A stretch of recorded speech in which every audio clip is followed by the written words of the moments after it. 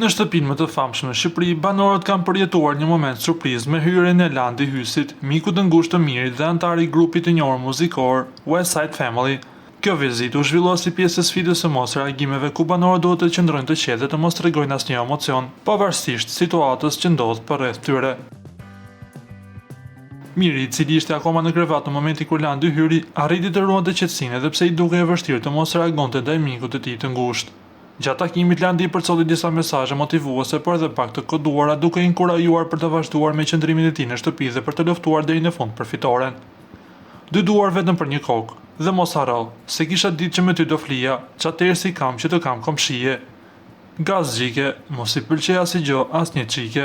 Vizita e Landit jo vetëm që sfidoi aftësinë e banorëve për të mos reaguar, por gjithashtu shërbeu si një mesazh për Mirin, duke rikujtuar për audiencën se brenda shtëpisë së famshme, çdo moment mund të jetë vendimtar për psikikën dhe strategjinë e banorëve. Ky është një nga episodet që pritet të komentohen gjatë javës nga fancat e formatit. Por vizita e Landit nuk u limitua vetëm tek Miri. Menjëherë pas batutës se kisha ditë që me ty do flija, çatëherë si kam që të kam komshije, ka reaguar Selin duke i përgjigjur me një shprehje: "O Zot, tenxheria gjeti kapakun." Se si do të vazhdojë kjo marrëdhënie mes Mirit dhe Selin, mbetet për të parë në ditët e vijim. Para se të ndiqni lajmin, ju lutem klikoni tek butoni subscribe për të marrë të rejat më të fundit nga showbizi shqiptar. Faleminderit.